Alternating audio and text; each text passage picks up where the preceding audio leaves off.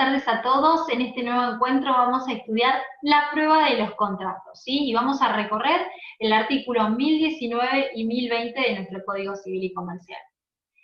Debemos entender que lo corriente es que las partes puedan cumplir de manera voluntaria y en tiempo y forma con la obligación que nació a partir de la celebración de ese contrato. Pero si esto no acontece o si las partes no se ponen de acuerdo en cuanto al entendimiento de alguna de las cláusulas o en cuanto a la extensión o a los efectos que generó la celebración de ese contrato, inclusive hasta la validez del mismo, van a poder acudir ante el juez para que el juez zanje esta discusión y puedan lograr, a través de las herramientas que proporciona tanto los códigos de fondo como de forma, lograr la convicción del juez y que el juez se pueda expedir en base a ello, ¿sí?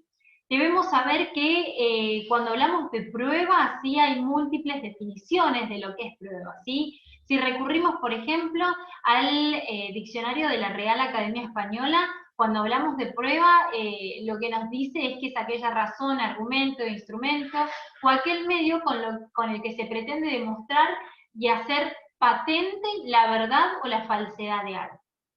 Ahora bien, cuando hablamos desde el ámbito jurídico, ¿sí? Cuando hablamos de probar, es lo que significa justamente acreditar en juicio la existencia y la extensión de ese acto. Ahora bien, cuando hablamos de prueba, ¿sí? Este término, este tema que nos convoca el día de hoy, está estrechamente vinculado con la forma, ¿sí? Más allá de que, como sabemos conceptualmente, se tratan de dos cuestiones totalmente distintas, pero que se encuentran vinculadas una con la otra. Cuando hablo de la forma, ¿a qué hago referencia? A la manifestación de voluntad, que como ya saben, conforme el artículo 284 y siguientes, bien, y también los artículos que hacen referencia a la forma de manera particular en lo que corresponde a nuestra materia, sí, el principio general es la libertad en la forma en que pueden acudir las partes para poder manifestar y plasmar esa voluntad común, ¿bien? Y justamente cuando hablo de forma, hace referencia a esa manifestación de voluntad. En cambio, cuando hablo de prueba, ¿sí? Ese concepto se vincula con la posibilidad de demostrar la existencia y la extensión de ese contrato, cualquiera haya sido su forma. Y ustedes se preguntarán, ¿y cómo están vinculados estos dos conceptos? Bueno, esa vinculación deriva que justamente la forma en este derecho moderno está instituida con el objeto de facilitar la prueba de ese contrato, ya sea las partes o ya sea terceros, ¿sí? En eso deriva justamente la vinculación y la unión que tienen estos dos conceptos que, como ya sabemos, como lo han estudiado, son dos conceptos distintos, pero que justamente encuentran su vinculación. Pero es muy importante que se comprenda que cuando hacemos referencia a estos dos artículos que vamos a estudiar a continuación, tanto el artículo 1019 como el artículo 1020, hace referencia a la prueba en cuanto a la extensión y a la existencia de ese negocio jurídico celebrado, no al cumplimiento o al incumplimiento del mismo. Cuando hablamos de estos dos artículos, hablamos del objeto de probar justamente ese acuerdo celebrado, esa existencia y los alcances del mismo, ¿sí? A eso hacemos referencia cuando estudiamos pruebas, ¿sí? Y previo a comenzar ya con el estudio de estos dos artículos, tenemos que diferenciar estos dos conceptos que también se confunden y muchas veces se utilizan como sinónimos cuando no lo son, ¿sí? Cuando hablamos de medios de prueba, hacemos referencia a esos modos o esas operaciones que están referidas a cosas o a personas que son susceptibles de dar, de proporcionar un dato demostrativo de la existencia o de la inexistencia de uno o varios hechos. Estos medios de prueba están regulados en los códigos de fondo, ¿bien? Y cuando hablamos de medios de prueba, pueden ser, por ejemplo, los instrumentos públicos o privados, que tienen su regulación en el Código Civil y Comercial, los libros contables, informes, etc. Ahora, cuando hablamos de modos, estamos haciendo referencia a cómo van a ser empleados esos medios de prueba en el proceso judicial, ¿sí? Y generalmente, o sea, los modos están regulados en los códigos de procedimiento. Dicho esto, empezamos con el estudio del artículo 1019. uno de los dos artículos que hace referencia al tema que hoy en día nos compete. Primero vamos a leerlo para luego analizarlo. Los contratos, dice este artículo 1019, pueden ser probados por todos los medios aptos para llegar a una razonable convicción según las reglas de la sana crítica y con arreglo a lo que disponen las leyes procesales, excepto disposición legal que establezca un medio especial. Los contratos que sean de uso instrumental no pueden ser probados exclusivamente por testigos.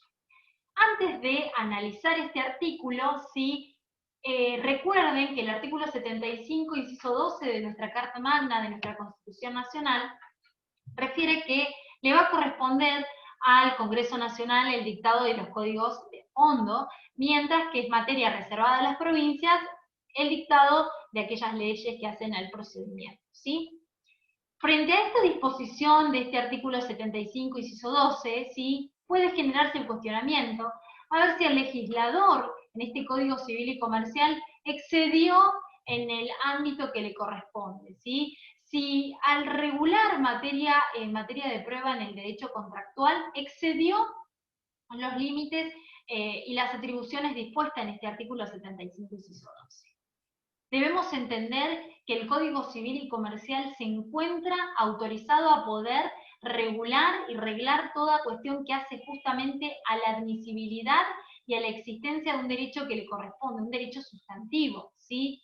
Y la forma en que debe producirse, ¿sí?, de la prueba, la forma de producción de esa prueba es materia de los códigos procesales.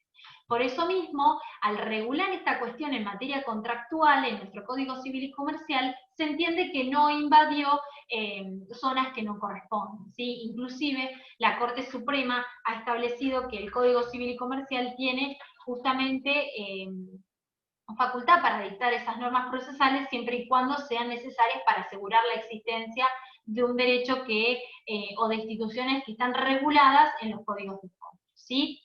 Dicho esto, ahora sí analizamos este artículo.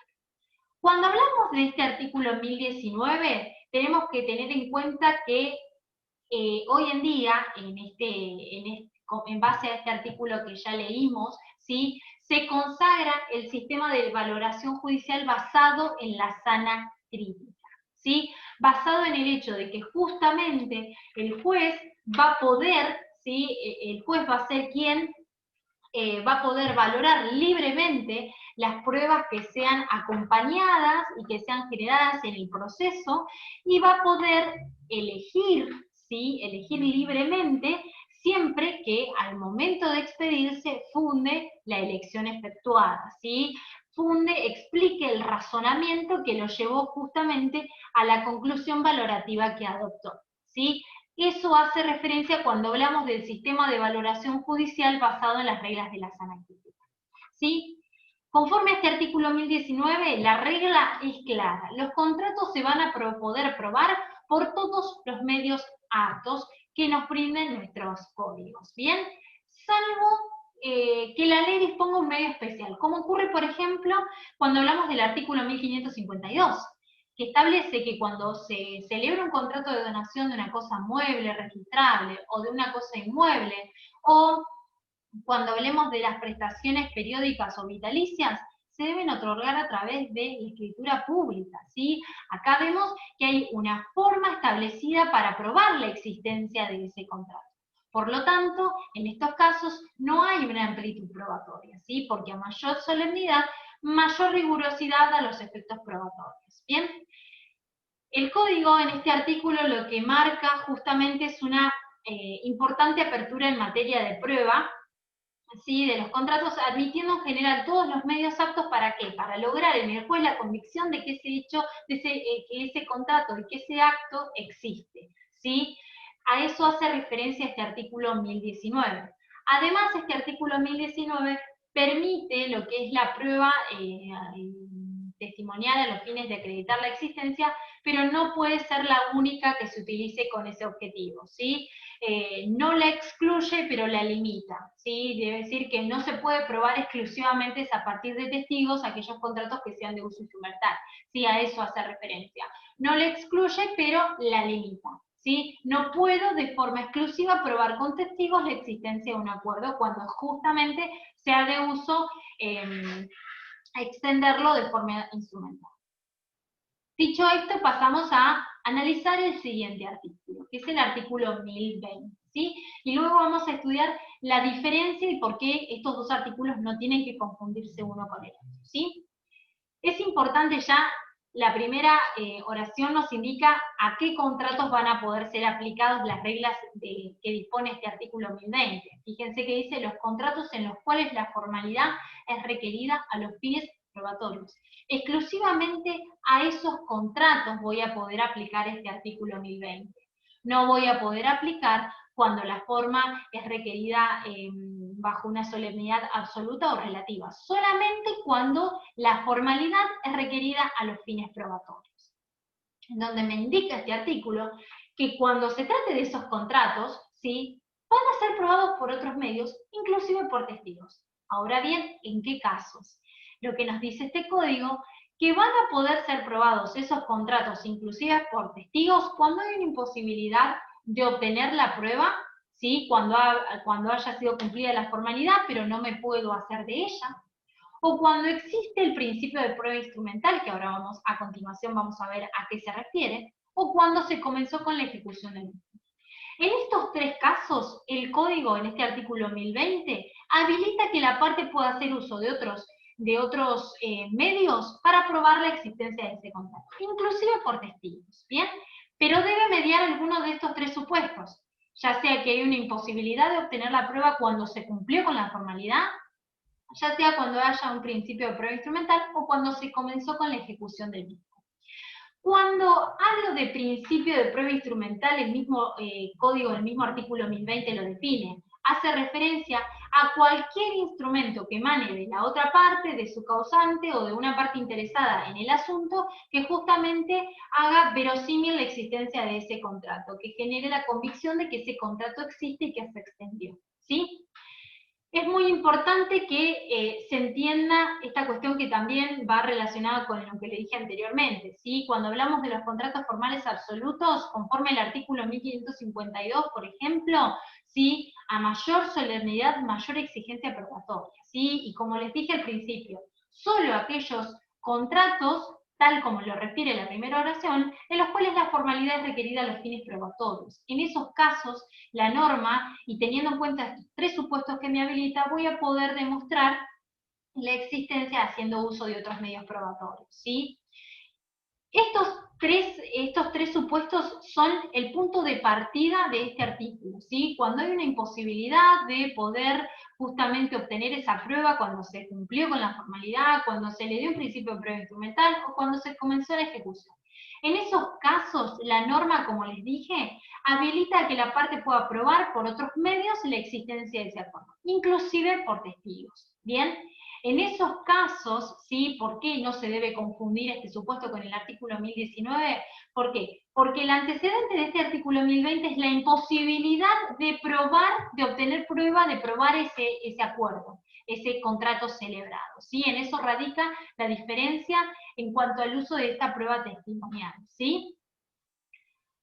Con esto hemos estudiado el tema que hoy en día nos convoca, que es la prueba de los contratos. Y hemos recorrido estos dos artículos, hemos estudiado cómo se vincula el concepto de prueba con el concepto de forma, hemos también diferenciado de lo que es medio a lo que es modo de prueba, y por último, analizado estos dos artículos. Así que espero que les sea útil esta clase, y como saben, ante cualquier inquietud, no duden en escribirnos. Hasta el próximo encuentro.